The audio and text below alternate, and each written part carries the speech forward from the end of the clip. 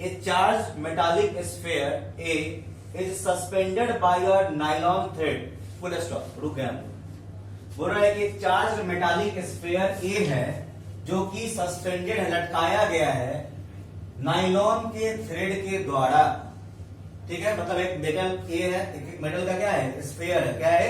Sphere, समझते हो ना? स्फीयर देखो यहाँ पर दिख रहा है आपको, ये स्फीयर देखो लटकाया गया है। ये किस चीज का धागा है? नायलॉन का धागा है। उस धागे से इस स्फीयर को लटकाया गया है। इसमें समझने की बात यह है कि ये स्फीयर मेटल का है और ये चार्ज है। ध्यान रखिएगा, क्या लिखा हुआ है? चार्ज। मैं अंडरलाइन कर रहा हूं, ध्यान रखना है यहाँ पे। चार्ज मेटालिक स्फीयर ए, मतलब याद रखना है, इसमें दो बात जानने वाली है। पहला बात यह है कि ये बना हुआ मेटल का है, यानी कंडक्टर है। मेटल का है, क्या होगा? और ये चार्ज कंडक्टर है या अनचार्ज कंडक्टर? चार्ज कंडक्टर है। याद रखा, याद है, चार्जिंग बाई कंडक्शन याद है, ध्यान रखिएगा। तो ये चार्ज कंडक्टर है, स्फीयर का बना हुआ है और ये नायलॉन थ्रेड से लटकाया गया है। इसका नाम क्या है? ए। क्लियर? चलिए आगे। Another charge metallic sphere B held by an insulating handle is brought close to A such that the distance between their centers is 10 centimeter। मैं फिर से बोल रहा हूं, समझिएगा। बोल रहा दूसरा another charge metallic sphere B, फिर से लिख रहा है क्या? another charge metallic, another charge metallic sphere B। दूसरा एक और स्फीयर है क्या? B। ये भी किसका बना हुआ है? मेटल का। और ये भी क्या है? ये भी चार्ज मेटल है और ये भी क्या है? चार्ज मेटल है। लेकिन इस टाइम बोल रहा है कि हेल्ड, मतलब इसको पकड़ा गया है बाय एन इंसुलेटिंग हैंडल। इसको पकड़े हुए हैं हम एक हैंडल से। चिमटा देख रहे हो? ये चिमटा इंसुलेटिंग हैंडल है, दैट मींस ये इंसुलेटर है, मतलब इसका चार्ज इसमें ट्रांसफर नहीं मार सकता है। बिकॉज ये कौन सी है? इंसुलेटर है। क्या इंसुलेटर में क्या टच करने से चार्ज चला जाएगा क्या? नहीं। इंसुलेटर में चार्ज तभी जाएगा जब हम क्या करेंगे? रबिंग। और भी कब? जब दोनों क्या हो? इंसुलेटर। बात समझ में आ रही है? इसमें से चार्ज इसमें तभी जा पाएगा जब ये कौन सी होना चाहिए? कंडक्टर। समझ में आ रहा है? इसका मतलब बोल रहा है ये इंसुलेटिंग हैंडल है, दैट मींस व्हाट, इसका चार्ज यहीं पे रहेगा, इधर नहीं जाएगा। ठीक है, यहां कोई दिक्कत नहीं। तो अभी तक हम लोग कहानी में ये पढ़े कि हमारे पास एक चार्ज मेटल स्फीयर ए है, एक चार्ज मेटल स्फीयर क्या है? बी है। और बोला गया इसको पकड़ा गया इंसुलेटिंग हैंडल से और बोल रहा है कि उसको लाया गया क्लोज टू ए। उसको उठा के किससे क्लोज लाया? ए के पास में लेके। और ध्यान रखिएगा, तो ये भी प्लस पॉजिटिवली चार्ज है और ये भी क्या है? यही है ना, चार्ज दिया हुआ है। कौन चार्ज है? चलो अभी नहीं दिया हुआ है, कौन कैसा चार्ज है? केवल बोल रहा है क्या है भाई? ये चार्ज। आगे बढ़ते हैं। ठीक है, क्लोज टू ए लाया गया इसको और सच दैट कि distance between their centres is. अब इस तरह से इसको हम पास में लेके आए ए के, ताकि दोनों के बीच में दूरी कितना हो जाए? 10 सेंटीमीटर। तो आप देखो, ये भी सीधा मतलब स्फीयर हो चाहे कुछ हो, ये चार्ज है, ये भी क्या है? चार्ज। और दोनों के बीच में डिस्टेंस मालूम है, तो Q1 Q2 R। क्लियर है? कोई दिक्कत? हमको जो चाहिए हम बता दिया। हमको चाहिए भाई Q1 Q2 R। हम पलक झपकते फोर्स निकाल देंगे। कौन फॉर्मूला से? कूलम्ब्स लॉ से। पता है ना? अभी तक यहाँ तक कहानी आगे बढ़ रहा है कहानी।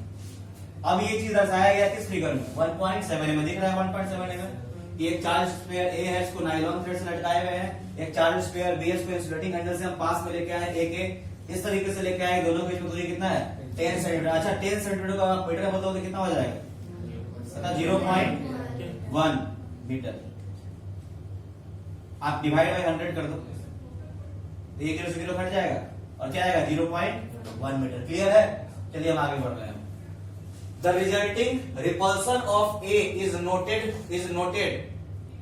बोल रहा है कि जब इसको पास लाया गया, क्या बोल रहा है? जब रिजल्टिंग एज ए रिजल्ट, जब इसको पास लाया तो क्या रिजल्ट मिला आपको? क्या मिला आपको? रिपल्सन ऑफ ए।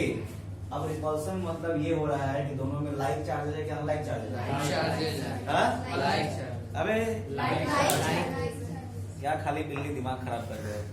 यहाँ क्या बोल रहा है? रिपल्सन। रिपल्सन में लाइक चार्ज होगा ना, अनलाइक चार्ज कौन बोला है? पिटाई खाइएगा हमसे। कौन चार्ज होगा यहाँ पे? Like charge. समझ में आ रहा है? नहीं आ रहा है? होगा अनलाइक सुनाई दिया है हमको, जो देखा है पकड़ नहीं पाया। ध्वनि को पकड़ रहे थे लेकिन तब तक ध्वनि निकल गया। चलिए देखें यहाँ रिजल्टिंग रिपल्सन ऑफ ए है। Repulsion of A is noted, उसको नोट किया गया। फॉर एग्जाम्पल, इस एग्जाम्पल दिया जाए। अब पता है रिपल्सन कैसे नोट किया गया?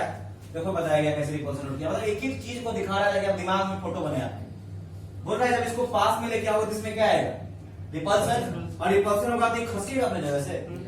अब देखो बोल रहा है कि यहाँ पे बोल रहा है फॉर एग्जाम्पल, जैसे रिपल्सन कैसे नोट किया गया, तो by shining a beam of light and measuring the deflection of its shadow on the screen. इसके पीछे हमने क्या लगा रखा है, एक स्क्रीन।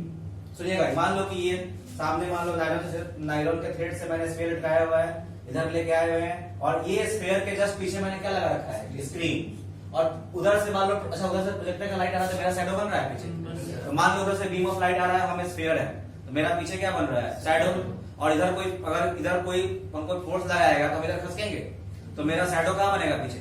शैडो भी खसकेगा नहीं, खसेगा, खसकेगा नहीं करेगा। तो वही नोटिस किया गया, क्या देख करके, शैडो देख करके ये नोटिस किया गया है कि क्या लगाया, फोर्स ऑफ रिपल्सन। बोली समझ में आया नहीं है, वही बात समझाया गया, फिर से पढ़ रहे, क्लियर कर लीजिए आप लोग।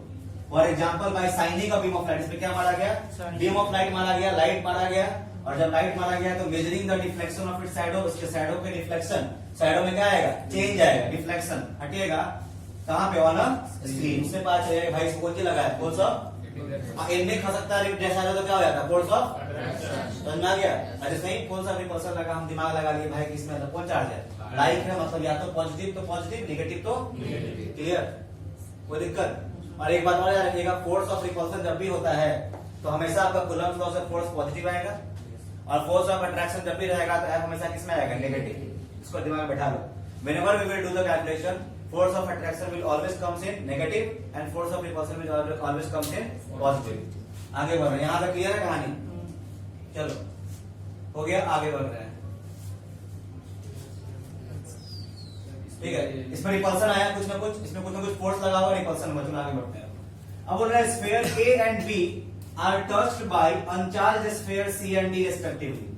अब अच्छा ये कितना रिपल्सन फोर्स लगा, ये निकाल ले पहले हम लोग, यहाँ तक में बोलो, इसमें फोर्स ऑफ रिपल्सन लगा ना, हम लोग निकाल लें। हम लोग क्या करते हैं, अभी तक का जो केस 1 हुआ है अकॉर्डिंग टू फिगर 1, हम क्या करते हैं, ध्यान दीजिएगा यहाँ, हम मान लिए कि इसके ऊपर चार्ज क्या मान लिए हम, Q, इसके ऊपर चार्ज क्या है, और इसके ऊपर मान लिए हम क्या है, Q डैश। कोई दिक्कत, let the charge on the metal sphere A be A Q and metal sphere B be Q dash, और इनके बीच का डिस्टेंस कितना दिया हुआ, तो हम इसको कुछ नहीं मानते, सीधा मान लेते हैं डिस्टेंस क्या है हमारा, R। तो आप ही लोग बताओ, हमारे पास यहाँ पे फोर्स क्या बन रहा है, K Q डैश बटा क्या, R स्क्वायर, ये हम केस 1 मान लीजिए। बोले कोई दिक्कत, इस केस में इतना फोर्स लगा, वैल्यू भी पुट नहीं किए हैं, बात समझ में आ रही है रंजन, कोई दिक्कत, इस पे कितना चार्ज है, अरे यहाँ देख के बताओ ना, Q, इस पे कितना मान है, Q डैश चार्ज, तो हो गया Q1 Q हो गया, Q2 क्या हो गया, Q डैश, फोर्स का फॉर्मूला क्या होता है, F equal to K Q1 Q2 by, F equal to क्या है, K Q dash by R square. Clear है ना यहाँ तक, चलिए। तो हम बोल सकते हैं कि भाई इसमें फोर्स ऑफ रिपल्सन कितना लगा है, इतने मैग्नीट्यूड का फोर्स ऑफ रिपल्सन लगा है, कोई दिक्कत नहीं। अब आप आगे बढ़ रहे हैं, अब बोल रहा है कि स्फीयर A और B are touched by uncharged sphere C and D। अब देखिए बोल रहा है, यहाँ तक फिगर नंबर B में है ना, बोल रहा है कि ए वाला स्फीयर को, अब अगला केस में क्या बोल रहा है, ए वाला स्फीयर को टच कराएगा किससे, सी से, और बी वाला को टच कराएगा किससे, और ध्यान रखिएगा यहाँ लिखा हुआ है कैसा है, ये अनचार्ज स्फीयर है सी और डी, और सी और डी क्या है, अनचार्ज है, सी और डी क्या है, अनचार्ज है, और ये आपका 1.7 बी में दिखाया गया, और बोल रहा है क्या कि C and D are then removed and B is brought closer to A.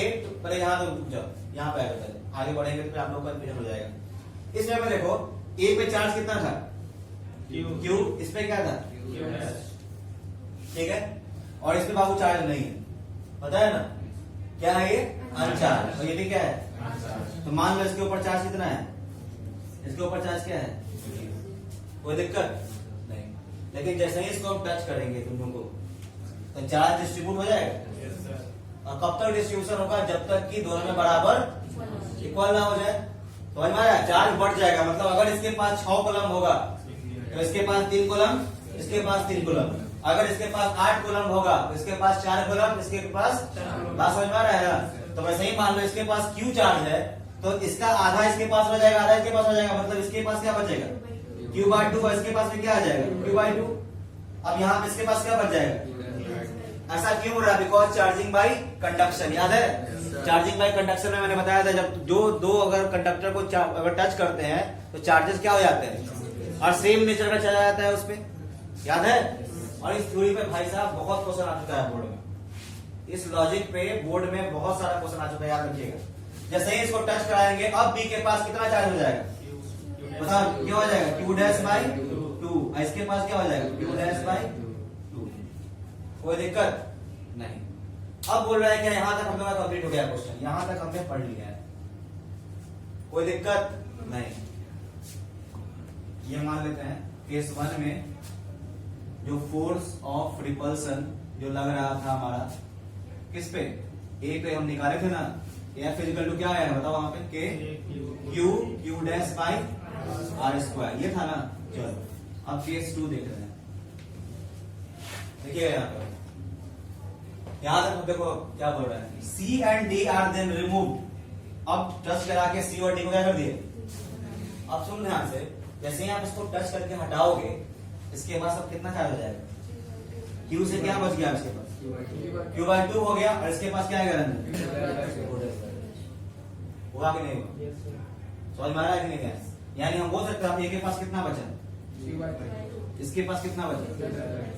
New charge ये बच गया। अब ध्यान दीजिएगा, यहां रिमूव करा दिए and B is brought closer to. अब इस B को और क्लोज लेके आ गए ए के पास, इसको हटा दिए, हटाने के बाद ऐसा हुआ A और B आया। अब इस B को हम और पास लेके आए, समझ में आया? कितना पास लेके आए? इस तरीके से दोनों की दूरी कितना हो जाए? पहले कितना था? अब कितना हो गया? तो डिस्टेंस आधा हो रहा है कि नहीं हो रहा है? पहले 10 सेंटीमीटर का दूरी, देखो ध्यान से फोटो पे, पहले कितना था? 10, अब कितना है? यानी डिस्टेंस क्या हो जा रहा है? तो हम यहाँ डिस्टेंस को r मानते हैं, यहाँ डिस्टेंस कितना हो जाएगा? क्या इतना बात समझ में आ रहा है आपको? पक्का? जो हम बता रहे हैं वही समझ रहे हो ना? कुछ अधिक नहीं समझ में आ रहा है? ठीक है, आगे नहीं समझ में आना भी चाहिए। और देखा B is brought closer to A to a distance of 5 centimetre between their centre. मतलब बोल रहा है कि B को हम क्लोज लेके आए A के पास, ताकि दोनों के बीच में कितना डिस्टेंस हो जाए? 5 सेंटीमीटर। तो हमने दिखा दिया, पहले 8 था, 10 से अगर 5 हो रहा है तो 8 से क्या हो गया? R by 2। अब बोल रहा है क्या? What is the expected repulsion of A on the basis of Coulomb? So यहाँ मार दिया एक छक्का। क्वेश्चन पूछ दिया आपसे इतना लंबा के बाद, क्या बोला कि अब बताइए कि एक्सपेक्टेड रिपल्सन कितना होगा? पहले जो रिपल्सन हुआ है अब उसके तुलना में अब उसमें कितना रिपल्सन लगेगा? बात समझ में? What is the expected repulsion? Repulsion मतलब क्या? रिपल्सन क्या है? फोर्स है। रिपल्सन या अट्रैक्शन बाबू क्या होता है? यानी रिपल्सन बोल रहा है क्या एक्सपेक्टेड रिपल्सन है? बेटा कंट्रोल कर लीजिए, थोड़ा सा समझ लीजिए, ठीक है? व्हाट इज द एक्सपेक्टेड क्या बोल रहा है? रिपल्सन मतलब क्या निकालना है? फोर्स निकालना है। और क्या निकालना है? Force of repulsion. अब हम केस 2 में फिर हमको क्या निकालना है? एक्सपेक्टेड क्या निकालना है? रिपल्सन ऑन किस पे? ए। व्हेन आपका व्हेन चार्ज तो लौटा है। अब बता ना चार्ज कितना हो गया है, तो बताओ यहाँ पे अब हमारा फोर्स जो लगेगा वो क्या हो जाएगा? के। कोई दिक्कत? ध्यान दीजिएगा। अब यहाँ पे फोर्स को हम क्या मान लेते हैं? F dash. क्या मान लेते हैं? दूसरा फोर्स को निकालना है। कब? जब इसमें चार्ज बदल गया है और डिस्टेंस बगल में तब निकाल रहे हैं फोर्स। अब क्या मान लिए हम इसको? F dash. फॉर्मूला वही लगेगा कि Q1 Q2 बाई। आप बताओ अब ये हमारा Q1 कितना हो गया? तो यहाँ मैं लिख सकता हूँ Q बाई 2। Q1 हो गया इनटू Q2 कितना है? Q डैश बाई 2 हो गया। Q1 Q2 बटा क्या होता है? R square. और हमारा R क्या बन चुका है? R by 2। अब मैं लिख सकता हूँ R बाई 2 का होल स्क्वायर। किसी को कोई दिक्कत अभी तक नहीं? अब इसको सॉल्व कर देना है। तो देखो K Q इंटू Q1 हो गया, ऊपर में क्या हो गया? Q इंटू Q1 या Q into Q dash, sorry Q क्या था? Q डैश हो गया, और 2 इंटू 2 क्या हो गया? 4। दिख रहा है ना? डिवाइड बाई क्या हो जाएगा बताओ? R स्क्वायर बटा 4। और ध्यान दीजिएगा 4 से 4 क्या हो जाएगा? जैसे ही कटेगा आप पहुंचके रह जाओगे देख करके। आप पेपर ध्यान से क्या आ गया? Q को डैश बाई, और यही भी एक बस ना था ना, इज इक्वल टू लिख सकते हैं इसको F, लिख सकते हैं यहाँ पे therefore F dash is equal to F. तो क्या रिपल्सन में क्या चेंज होगा, कोई चेंज होगा? लिखेंगे therefore the force there will be the force of repulsion will be unchanged, the force of repulsion will be unchanged। बोला ना what is the expected force of repulsion, पूछ रहा है भाई क्या expected force of repulsion होगा पहला case की तुलना में, कुछ हो रहा है तो क्या बोलेंगे? unchanged। लेकिन the force of repulsion is unchanged। क्या समझ में आ रहा है कि नहीं आ रहा है? क्लियर है?